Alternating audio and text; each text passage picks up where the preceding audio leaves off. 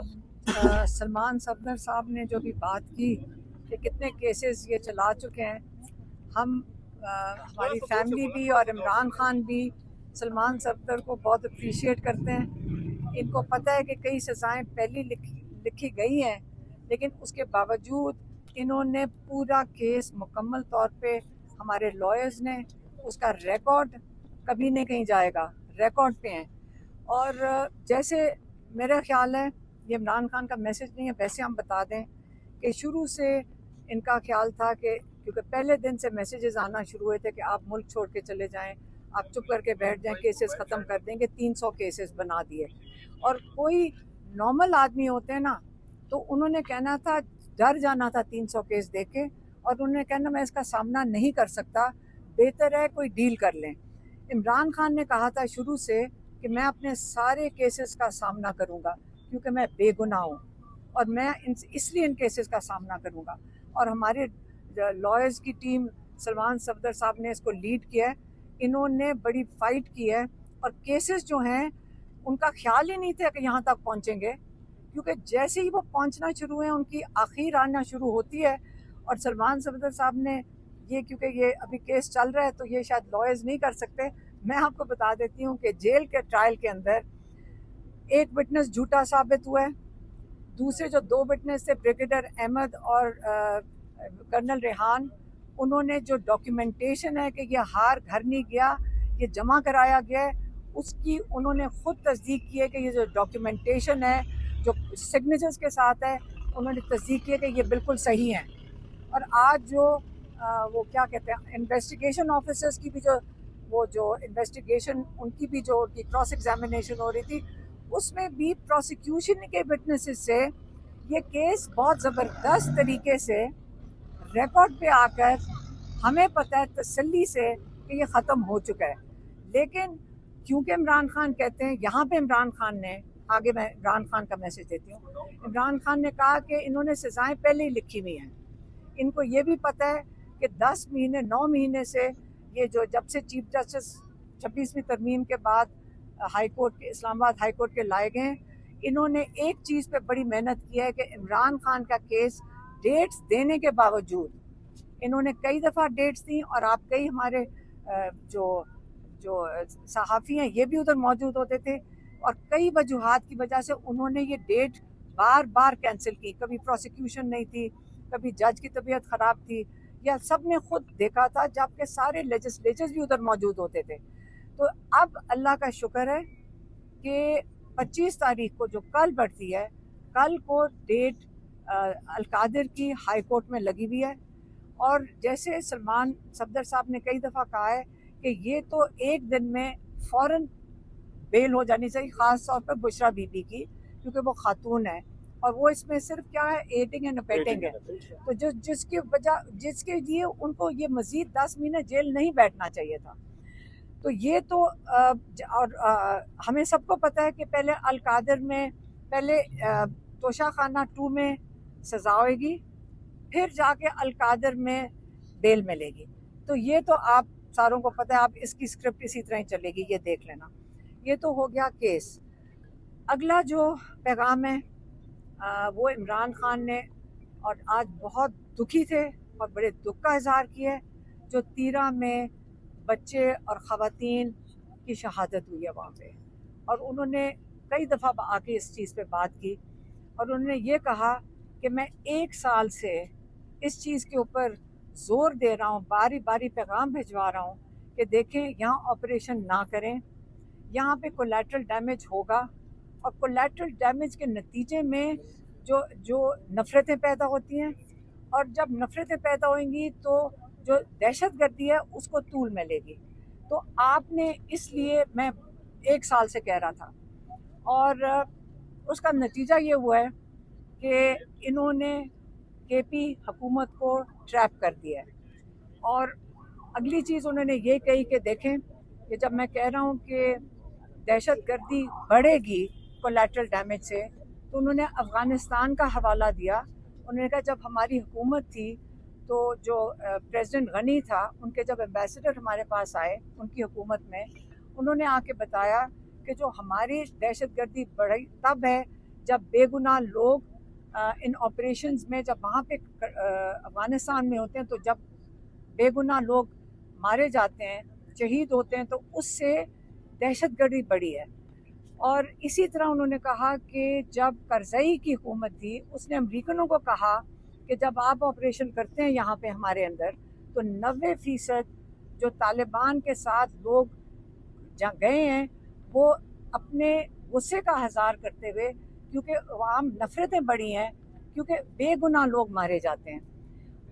इमरान खान ने कहा कि देखें, आसिम मुनीर को कहा कि देखें, जैसे ही आप आए थे, आपने सबसे पहले आपने इनके अफ़गानिस्तान के ख़िलाफ़ स्टेटमेंट्स दे दी, धमकियाँ दी। उसके बाद आपने वहाँ पे जो लोग पाकिस्तान में अफ़गानिस्तान के लोग थे, उनको आपने बड़े जल्दी में और बड़े अच्छे तरीके से नहीं, धक्के दे के तकरीबन आपने पाकिस्तान से निकाल दिया। उसके बाद 2 ड्रोन हमले किए। कहते कि आपने जब हमारी हुकूमत थी, जब हम प्राइम मिनिस्टर थे, तो हमने यहाँ इस किस्म का कोई ऑपरेशन होने नहीं दिया था। हमारी कोशिश थी कि यहाँ पे अमन आए। अफ़गानिस्तान हमारे साथ बरादरान मुल्क था, हमने उनके साथ भी बात की और हमने यहाँ पे अमन लेकर आए, ताकि हमने यहाँ पे इसको बड़ा मुश्किल से, बड़ा वक्त के बाद यहाँ पे अमन लेकर आए थे। अब ये जो सिचुएशन अब बन गई है, जबकि यहाँ पे आप ऑपरेशन से आपने 2 मकासद उन्होंने कहा आसिम मुनीर अचीव करना चाहते थे।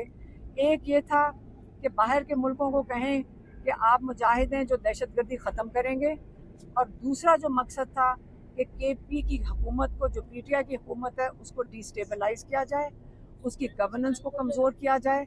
और ये 2 मकासद हैं, दो मकासद आपने इस ऑपरेशन से, इन मकसद, इस वजह से आपने ये ऑपरेशन जो शुरू किए हैं, इसका ये मकसद था। अब KP हुकूमत तो ट्रैप हो गई है, लेकिन यहाँ पे हमें दहशतगर्दी रोकनी है, इमरान खान ने कहा। और इसलिए उन्होंने आसिम मुनीर को कहा कि देखें, आप सारे मुल्कों में, फ़र्क मुल्कों में इस वक्त ट्रैवल करते हैं, आपको असल में सबसे पहले जब आप आए इक़्तिदार में, आपको जाना चाहिए था अफ़गानिस्तान। इनके साथ हमारा 2500 किलोमीटर का बॉर्डर है। हमें वहाँ जाकर आपने, इस वक्त अगर आपको दहशतगर्दी के खदशात थे, उनके साथ बैठना चाहिए था। और इमरान खान ने फिर से कहा है कि 4 लोगों की ज़रूरत, 4 इसमें ज़रूरियात हैं अमन के लिए। एक पाकिस्तान की हुकूमत, एक अफ़गानिस्तान की हुकूमत, एक अफ़गानिस्तान के लोग और एक मुकामी लोग, इस इलाके के मुकामी लोग। इन सब को मिलकर अमन लाना होगा। और अमन के लिए अभी मैं वो कह रहे हैं कि आसिम मुनीर वहाँ जाएं, अफ़गान हुकूमत के साथ बैठें, वो हमारे मुस्लिम बरादर मुल्क हैं, उनके साथ बैठें, अपनी हुकूमतें दोनों साथ बैठें, और आप वहाँ पे ऑपरेशन बंद करके यहाँ पे मिलकर आप इस इलाके में अमन लेकर आएँ। और ये इमरान खान का मैसेज था, आखिरी जो उनकी रिक्वेस्ट थी कि यहाँ अमन के लिए काम करना है। इमरान खान साहब और उनकी एहलिया बुशरा इमरान के खिलाफ अडियाला जेल के अंदर तोशा खाना केस 2, जिसको बुल्गेरी सेट के नाम से भी जाना जाता है, FIA के बिहाफ पर आज इस्तगासे ने तफ्तीशी अफसरान जो हैं वो पेश किए। और आज तफ्तीशी अफसरान ने जो नैब के गवाह थे, अपना बयान कलम बंद करवाया, और उन बयानों के बाद उनके ऊपर बहुत मुफस्सल जिरा हुई, जिसके बाद एक दफ़ा फिर आज सरकार का केस बहुत बुरी तरह से एक्सपोज हुआ। मैं आपको तोशा खाना केस के ऊपर कुछ ब्रीफिंग देना चाहता हूँ कि ये तोशा खाना केस बहुत अरसे से हम सुन रहे हैं। तोशा खाना केस, इसका मतलब ये नहीं है कि एक बहुत पुराना केस है और वही चला आ रहा है। इसका मतलब है कि तोशा खाना केस को बार बार मुख्तलिफ पाकिस्तान की इन्वेस्टिगेटिंग एजेंसीज पकड़ती हैं और मियाँ बीवी को प्रोसिक्यूट कर देती हैं। सबसे पहले आपको याद होगा कि जज हमायूं दिलावर साहब ने इमरान खान साहब को 3 साल की सज़ा तोशा खाना केस में ECP वाले रेफरेंस में उन इमरान खान साहब को सज़ा हुई। उसके बाद थाना कोसार में मियाँ बीवी के खिलाफ एक FIR दर्ज हुई तोशा खाना गिफ्ट पर। उसके ऊपर दोनों मियाँ बीवी की आज दिन तक जमानत इंटैक्ट है और जमानत पे कार्रवाई चल रही है। तो ये थाने की कार्रवाई हो गई। उसके बाद नैब आ गई और नैब ने ऊपर नीचे बहुत जल्दी में, जब साइफर केस कंक्लूड हुआ, जब इद्दत निकाह केस कंक्लूड हुआ, तो नैब ने अपना हाथ सीधा किया तोशा खाना केस में, मगर उन्होंने चूज किया कि हम तमाम तोहफों में से एक तोहफा सिर्फ सिलेक्ट करते हैं। ये ऐसे ही है जैसे मेरे आगे 10 कैमरे पड़े हुए हैं, तो वो कहेंगे कि आज का केस सिर्फ एक माइक की हद तक, बाकी माइक फिर किसी दिन हम प्रोसिक्यूट करेंगे। ऐसे क्रिमिनल लॉ नहीं होता, मजाक उड़ता है क्रिमिनल लॉ का। ये अब्यूज है क्रिमिनल मशीनरी की, और इसको हमेशा से कंडेम किया है कि ऐसे नहीं हो सकता। सो नैब ने बगैर जिरा मुकम्मल हुए, बगैर 342 के बयान के, चूंकि बहुत जल्दी में इमरान खान साहब की कन्विक्शन चाहिए थी, सो नैब 14 साल की कन्विक्शन ले गई, जिसको सिर्फ 15 दिन हमें लगे उस कन्विक्शन को गिराने में। इसी तरह ECP की कन्विक्शन को भी जमानत लेने में सिर्फ 15 दिन लगे। मकसद ये है कि क्या सरकार के रिसोर्सेस, क्या criminal justice system on repeat एक ही कपल को बार बार डिफरेंट इन्वेस्टिगेटिंग एजेंसी से प्रोसिक्यूट करने के लिए, क्या ये इन्वेस्टिगेटिंग एजेंसीज का मकसद यही रह गया है? और अब क्या चल रहा है कि अब फेडरल इन्वेस्टिगेटिंग एजेंसी यानी FIA वो आ गई है मैदान में, उसी तोशा खाना को पकड़ के कि हम क्यों पीछे रह जाएं, हम भी इस पर अपना मुकदमा चलाएंगे और हम भी हाथ सीधा करेंगे। सो ऐसी कोई नज़ीर नहीं मिलती क्रिमिनल लॉ में कि एक ही ट्रांजैक्शन को, एक ही अलेज्ड क्राइम को, एक ही सो कॉल्ड जुर्म को मुख्तलिफ पाकिस्तान की तफ्तीशी इदारे पकड़ते हैं और वो आते हैं और वो उसके ऊपर। और अफसोस की बात ये कि सारों के पास वही गवाह है, सारों के पास वही एक इनामुल्लाह शाह है और सारों के पास वही एक सुहेब अब्बासी है। ये दो गवाह बार बार ऑन रिपीट, और वो हर तफ्तीश में आके कहते हैं आज हमें सिर्फ इस तोहफे की हद तक याद है बात। सो एक मजाक बना हुआ है इस ट्रायल का। अब तो हम मजाक ही कहेंगे इसको कि अब ये सीरियस प्रोसिक्यूशन तो रही नहीं है, लाफिंग स्टॉक बन चुकी है, इसको हम कहेंगे।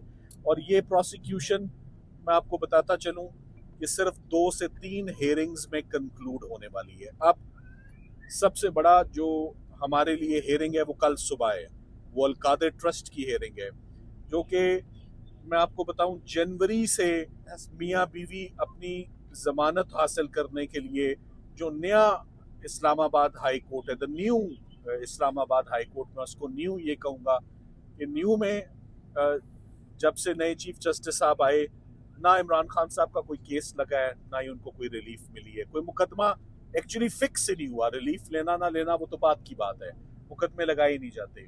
सो फाइनली 8-9 माह के इंतज़ार के बाद कल अल-कादिर की हेयरिंग मैच्योर है। और पॉजिटिव बात एक ही मैं बताऊंगा आपको कि इंशाल्लाह ये ज़मानत का केस है। अगर कल ज़मानत मियाँ बीवी की अगर दोनों की हो जाती है तो दोनों की रिलीज कल मैच्योर है, कल उनकी रिलीज तैयार है। You have to understand that जितने लीगल केसेस बने थे वो सब के सब एक एक करके ख़त्म हो चुके हैं। सब या एक्विटल्स हो गए हैं, या सस्पेंडेड सेंटेंस है यानी कि सजाएं मुअत्तल हो गई हैं, या उनमें प्री अरेस्ट हो गई है, या पोस्ट अरेस्ट हो गई है, यानी फ्रीडम, आज़ादी तैयार है उन तमाम केसेस में। सिर्फ एक में कैद रखा हुआ है, उसका नाम अल-कादिर है, वो कल लगा हुआ है। और कल कोई गुंजाइश नहीं है कि उसमें उल्तवा हो, उसमें तारीख दी जाए या उसको एडजर्न किया जाए। हम उम्मीद करते हैं सरकार आए या ना आए, सरकार की तबीयत ठीक हो या ना ठीक हो, कल अल-कादिर केस में डिज़र्व करते हैं मियाँ बीवी के उनका ये फैसला कल आ जाए और फाइनली कल वो अडयाला जेल से बाहर आके यहाँ खड़े होके आप लोगों से बात करें। एक सेकंड। सो ये मुश्किल नहीं है। सो उम्मीद करते हैं कि जो स्विफ्ट जस्टिस है वो मिले। हमने इमरान खान साहब ने चीफ जस्टिस साहब से भी गुजारिश की कि जेल में होने वाली जो ज्यादतियाँ हैं बड़ी बेसिक बातें हैं और बड़ी वो अजीबोगरीब सी, यानी बच्चों से बात ना करवाना, किताबें ना मिलना, टीवी ना होना, डॉक्टर ना होना, अखबार ना होना। किताबें तो बड़ी बेसिक सी चीज़ है ना। आप किसी भी प्रिजनर को या किसी भी आप इनमेट को, आप इन लोगों को तो सजाएं कम होती हैं किताब पढ़ने से, डिग्री लेने से सजा कम होती है, तो इधर किताब उनको दी नहीं जाती। वो कहते हैं मैं किताब पढ़ के मेरा वक्त गुजर जाता है। तो ये चीफ जस्टिस साहब को तमाम जो एक शिकवा है वो जा चुका है, और उसके नतीजे में अब हम उम्मीद करते हैं कि बहुत जल्द कुछ इनको रिलीफ भी मिलेगी। सो इमरान खान साहब ने कभी भी कोई मेडिकल ग्राउंड आपने नहीं सुनी होगी मेरे मुंह से या उनके इंस्ट्रक्शंस पे। तो हैट्स ऑफ टू हिम कि एट द एज ऑफ 72-73 वो तमाम मुकदमा लड़ रहे हैं, लड़ते आ रहे हैं। प्रॉबेबली ये क्रिकेट की दुनिया का जो स्टेमिना है ये उनके काम आ रहा है मुकदमे लड़ने में भी, कि वो इज नॉट गिविंग अप, और वो कहते हैं हम फाइट करते रहेंगे। सो वर्ल्ड रिकॉर्ड कायम हो चुका है मेरे ख्याल से, तो 300-350 केसेस लड़े जा चुके हैं, 550-600 वकालतनामे दाखिल हो चुके हैं, बट ख़त्म नहीं हो रहा ये सिलसिला। काफ़ी ज़्यादा अब ये ड्रैग हो गया है, बहुत ज़्यादा इम्तिहान लंबा हो गया है। तो उम्मीद करते हैं कि कल चीफ जस्टिस साहब इस्लामाबाद हाई कोर्ट के, जिनसे काफ़ी ज़्यादा गिले शिकवे इकट्ठे हुए हैं, वो कल ये पिटिशन सुने, और जैसे इससे पहले तमाम केसेस में इंसाफ होता है वो कल इंसाफ करें और ये ज़मानतें एक्सेप्ट करें, ताकि कल इनकी रिलीज मुमकिन हो। इससे पहले कि जो शाहरुख अर्जुमन साहब, फाजिल जज साहब जो इस वक्त तोशा खाना में बहुत तेज़ी से प्रोसिक्यूट कर रहे हैं, हमारी झोली में एक और केस सज़ा का डाल जाए, तोशा खाना 2 की सज़ा, फिर आप अक्सर लोग सवाल पूछते हैं, मैं हैरान होता हूँ उस बात पे, क्या लीगल टीम की नाकामी नहीं है, क्या लीगल टीम इनकॉम्पिटेंट नहीं है? लीगल टीम इंसान है और लीगल टीम का स्टेमिना बहुत ज़बरदस्त है, मगर उतना अच्छा नहीं है जितना इमरान खान साहब का है। उनको तो मैंने कहा ना, हैट्स ऑफ टू हिम, क्योंकि वो तो जेल के अंदर है, हम तो बाहर हैं मुकदमे लड़ते। मगर 300-350 केसेस को लड़ना ये रियलिस्टिक नहीं है, ये लीगली मुमकिन नहीं है, मगर किया है। तो 300-350 काफ़ी है। अब 400-500 का फिगर ना ही टच किया जाए तो मेरा ख्याल है बेहतर है। सो शाहरुख अर्जुमन साहब वाला केस 100% इक्विटल का है। जब एक केस बार बार उसमें जमानतें हो चुकी हैं और बार बार किस्तों में, देखें वो किस्तों में केस नहीं चला करते कि आज सिर्फ इस तोहफे की हद तक, देने वाला भी एक, लेने वाला भी एक, गवाह भी वो, सिर्फ जज बदल बदल के आते हैं, इन्वेस्टिगेटिंग एजेंसीज बदल बदल के आती हैं। इसी को हम अब्यूज ऑफ पावर, इसी को हम अब्यूज ऑफ अथॉरिटी, और इसी को हम बैड फेथ कहते हैं तफ्तीशी एजेंसीज का, इसी को हम कलरेबल एक्सरसाइज ऑफ पावर कहते हैं कि पाकिस्तान की तमाम तफ्तीशी टीमें, तमाम एजेंसीज एक ही क्राइम को लेकर बैठी हुई हैं कि अब हमारी बारी और अब हमारी बारी। सो मेरी तरफ से आज इतना ही। बाकी आपको सलमान साहब एक सवाल ले लें सर, 2 साल से FIA नैब और सरकार मैदान में है, आप भी मैदान में उनके अगेंस्ट। 2 साल में जितने भी केसेस हुए, आपने खुद कहा कि 3 केसेस में आपने इन्हीं अदालतों से रिलीफ लिया, बावजूद नामसाइद हालात के आप ये केसेस लड़ते रहे और इन्हीं अदालतों से आप रिलीफ भी हासिल करते रहे। क्या वजह है कि अब आपका जस्टिस सिस्टम पर से एतमाद उठता हुआ नजर आ रहा है और आप कह रहे हैं कि अब इंसाफ की उम्मीद नहीं है? इसकी वजह क्या है? इसकी वजह बड़ी सिंपल और स्ट्रेट फॉरवर्ड है, आपको समझ आएगी। अडयाला में अंदर जाना, दरवाज़ा खोलना आसान है, इस्लामाबाद हाई कोर्ट के दरवाजे बहुत टाइटली बंद है इमरान खान साहब के लिए। चीफ जस्टिस साहब ने भी वो ताला लगाया हुआ है, रजिस्ट्रार ऑफिस ने भी लगाया हुआ है, फिक्सिंग ब्रांच ने भी लगाया हुआ है। सो अदलिया को सिर्फ दरवाजे खोलने हैं। मेरा ख्याल है ये दरवाजे खुलेंगे तो जजेस भी अंदर ही बैठ के काम करेंगे, ना कि ये कि सड़क क्रॉस करके सुप्रीम कोर्ट जाएंगे। ये जो आप मेरे इल्म में इजाफा कर रहे हैं, अगर बना भी हो, आज की प्रेस कॉन्फ्रेंस किस बात पे कि एक दफा कर लो भाई, एक ही दफा कर लेना मुनासिब है। बार बार मोनोटोनस, बोरिंग, हम कोई अंदर एंटरटेन होके आ रहे हैं, बोरिंग, वही गवाह, वही जज, वही इल्जाम, सिर्फ जज बदल के सजा मुख्तलिफ करके सजा के प्रोसेस को लंबा करना है। मैंने तो आपके आगे एक बड़ा सिंपल मौकफ रखा है, 2.5 सालों में एक ही केस चल रहा है, नहीं, वही केस एक नया दायरा आ जाता है, अब हम करेंगे, ऐसे नहीं होता। अच्छा सर, कौमी अदालती पॉलिसी कमेटी ऐसे रूल्स नहीं देखे, पहली दफा सुन रहा हूँ जो आप फरमा रहे हैं। बास केसेस की प्रायोरिटी बन जाती है। फॉर एग्जाम्पल, मेरा आप ही से सवाल है, खातून की जमानत को रोक कैसे सकते हैं? वो रुक कैसे सकती है 10 महीने? इसका जवाब आप जरूर दीजिएगा, अब इस पे थोड़ी सी इन्वेस्टिगेशन कीजिएगा। फिर ना क्यों देखी जाती है, ना बारी देखी जाती है, बच्चों का, खवातीन का, बूढ़ों का और बड़ों का। इमरान खान साहब, मेरा ख्याल है जितने भी यहाँ लोग खड़े हैं उन सबसे ज्यादा फिजिकली फिट है, ये हकीकत है, आपसे भी ज्यादा फिट है, मगर 73 साल के एडवांस स्टेज के हैं। एज को मद्देनजर रखा जाता है फिक्सिंग में, एक शख्स की क्या उम्र है, फिर इसको भी मद्देनजर रखा जाता है कि 250, 300, 400 केसेस में झूठे साबित हो गए हैं तो इस केस को प्रायोरिटी दे दो, केसेस को प्रायोरिटाइज किया जाता है। मगर आपका जो सवाल का जवाब है ना, ये नहीं कह रहे झट मंगनी पट ब्याह, हमें ये सजा लिए हुए 10 महीने हो गए, हम कह रहे हैं जमानत अब तो सुन लो। Thank you very much. चले